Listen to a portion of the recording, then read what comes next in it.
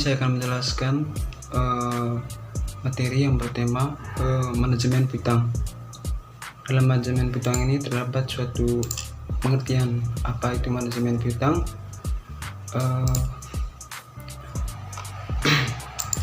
Manajemen piutang ini merupakan suatu praktik atau sistem yang dapat dibuat oleh suatu perusahaan melalui proses perencanaan, pengawasan, pengendalian uang yang ditagihkan kepada pihak yang meminjam. Baik, pada slide yang berikut yaitu fungsi dari manajemen piutang ini terdapat 4 poin. Poin yang pertama yaitu perencanaan. Perencanaan ini merupakan anggaran atau suatu perusahaan yang menggunakan pembayarannya secara kredit. Pada poin yang kedua yaitu pengorganisasian. Pengorganisasian ini merupakan salah satu organisasi yang menciptakan suatu kebijakan atau prosedur penagihan piutang agar berjalan secara efektif. Pada poin yang ketiga yaitu penerapan atau pengarahan,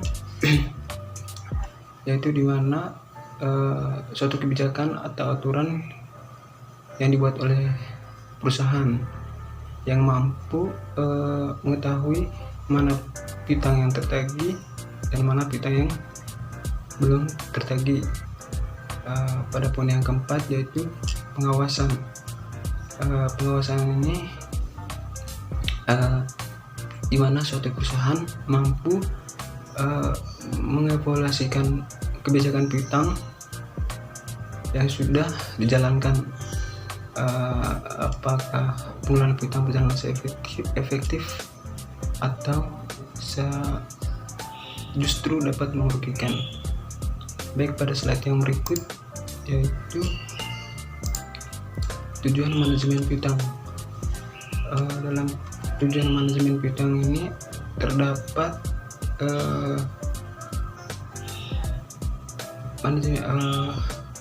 hal-hal yang terhindar dari risiko-risiko yang berasal dari pemasukan kredit. Contoh yang pertama yaitu seluruh piutang tidak tertagih.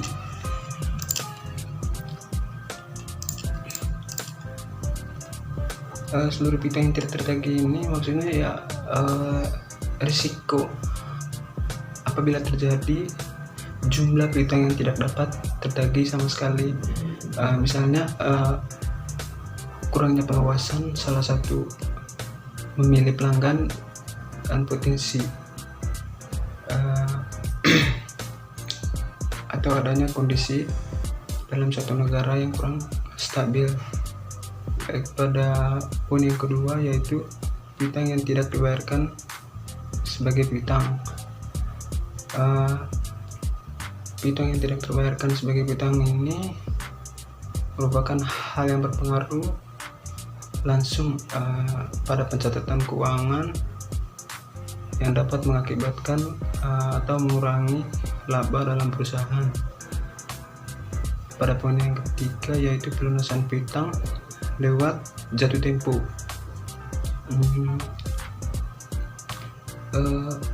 Pelunasan piutang lewat jatuh tempo ini juga dapat menimbulkan suatu beban tambahan pada perusahaan. Jika dilakukan berulang, maka tentu bisa merugikan suatu perusahaan. Pada poin yang keempat yaitu perputaran piutang yang rendah pada modal. Pada risiko perputaran piutang yang rendah pada modal ini juga dapat mengakibatkan modal yang sudah tertanam dalam piutang semakin besar dan berakhir pada tidak produktifnya modal pada kerja. Pada poin yang kelima yaitu terdapat risiko adanya kecurangan. Kecurangan ini misalnya kegagalan dalam menangani piutang karena pelanggannya tidak bertanggung jawab atas pencurian kas.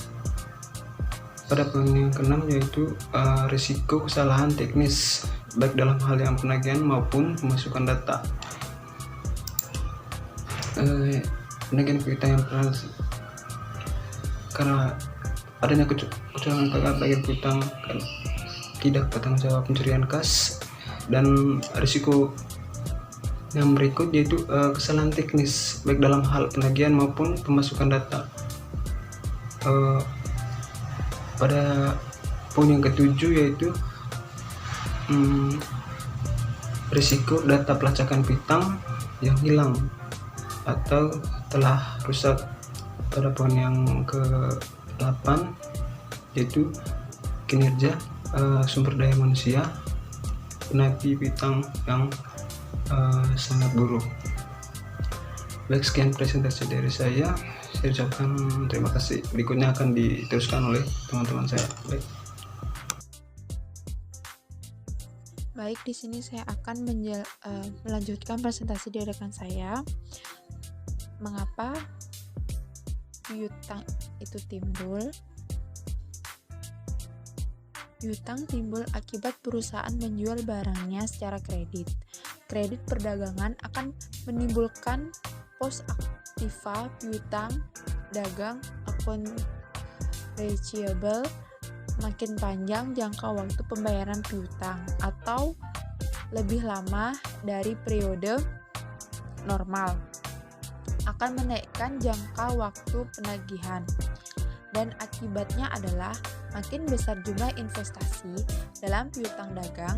Hal ini menunjukkan bahwa betapa pentingnya manajemen piutang dan kebijaksanaan penagihannya. Jumlah piutang ditentukan oleh 3 faktor. Yang pertama, jumlah penjualan kredit. Yang kedua, rata-rata waktu penagihan yang sangat tergantung pada kondisi perekonomian. Nah, yang ketiga, kebijakan kredit. Kebijakan kredit ini meliputi standar kredit, persyaratan, dan kebijaksanaan penagihan. Standar kredit menyangkut risiko maksimum yang dapat ditolerir. Persyaratan kredit menyangkut tentang lamanya kredit diizinkan dan persentase pemberian potongan pada pembayaran yang tepat. Selanjutnya akan dilanjutkan oleh rekan saya. Terima kasih. Perkenalkan, nama saya Warda Turjana dengan NIM 19103280. Di sini saya akan melanjutkan presentasi dari teman kelompok saya, Evi. Masih di kebijakan kredit. Untuk dapat menilai risiko kredit, manajer keuangan atau manajer kredit mempertimbangkan berdasarkan prinsip 5C, yaitu yang pertama ada karakter, kedua kemampuan, yang ketiga modal, yang keempat jaminan, dan yang kelima ada kondisi. Persyaratan kredit mencantumkan jangka waktu kredit dan jumlah potongan bila dibayar lebih awal. Misalnya, kepada pelanggan diberikan persyaratan 2/30 net 30. Artinya, akan diberikan potongan 2% apabila pelanggan dapat melunasi dalam waktu 10 hari. Dan bila tidak memanfaatkan potongan tersebut, seluruh tagihan harus dilunasi dalam waktu 30 hari. Jika dalam persyaratan hanya menyebutkan net 60, berarti tidak ada potongan dan piutang harus dibayar dalam waktu 60 hari. Selanjutnya ada jangka waktu kredit. Perubahan jangka waktu kredit dan menaikkan penjualan, tetapi investasi dalam piutang juga akan meningkat. Oleh karena itu, manajer kredit perlu menentukan jangka waktu kredit optimum, yaitu titik di mana laba marginal karena kenaikan penjualan sama dengan biaya karena menaiknya piutang. Peranan manajer kredit adalah meningkatkan penjualan yang menguntungkan agar nilai perusahaan naik dengan cara memberikan kredit kepada pelanggan secara layak. Selanjutnya akan dilanjutkan oleh teman saya. Oke, baik. Di sini saya akan melanjutkan penjelasan teman saya sebelumnya. Sebelum itu, perkenalkan, nama saya Iko Malvin Pardika dengan NIM 20103227. dari jurusan Teknik Informatika.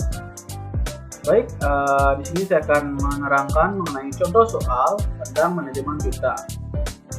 Berikut contoh soalnya. Toko Ramai menjual barang dagangannya secara tunai. Harga beli per unit barang dagangan tersebut yaitu Rp8.000 dan dijual dengan harga Rp9.500 per unit. Penjualan per tahun dapat mencapai 100.000 unit. Perusahaan merencanakan untuk menjual secara kredit dengan persyaratan penjualan 2/10 net 60. Dengan kebijakan kredit, diperkirakan penjualan dapat mencapai 120.000 unit. Dari penjualan tersebut, diperkirakan pembeli yang memanfaatkan diskon 70% dan mengakibatkan waktu rata-rata pengumpulan piutang 30 hari, biaya modal 20%. Nah, baik, untuk yang ditanyakan yang pertama yaitu besarnya dana yang diperlukan untuk membiayai piutang. Yang kedua yaitu tambahan keuntungan apabila beralih ke penjualan kredit. Dan yang ketiga yaitu berapa besarnya biaya dengan adanya penjualan kredit, serta apakah perusahaan sebaiknya beralih ke penjualan kredit. Berilah kesimpulannya. Oke, untuk penyelesaiannya akan dijelaskan oleh teman saya berikutnya. Oleh karena itu, sekian dari saya. Terima kasih. Baik, perkenalkan nama saya Fatir Abdul Jabbar dengan NIM 20103214. Di sini saya akan menjelaskan bagaimana cara penyelesaian dari soal sebelumnya yang dijelaskan oleh teman saya. Yang pertama itu yang ditanyakan berapa besarnya dana yang diperlukan untuk membiayai piutang. Besarnya dana untuk membiayai piutang itu ada dua rumus. Yang pertama ada receivable turnover sama dengan 360 dibagi 30 sama dengan 12. Yang kedua ada average investment sama dengan 960 juta dibagi 12 sama dengan 80 juta. Jadi total keseluruhan jumlah dana untuk membayar piutang sebesar 80 juta. Untuk soal kedua yang ditanyakan itu tambahan keuntungan apabila beralih ke penjualan kredit. Yang pertama itu ada penjualan naik sebesar 100 juta dikali 9.500 sama dengan 950 juta. Kedua ada harga pokok penjualan sebesar 100.000 dikali 8.000 sama dengan 800 juta.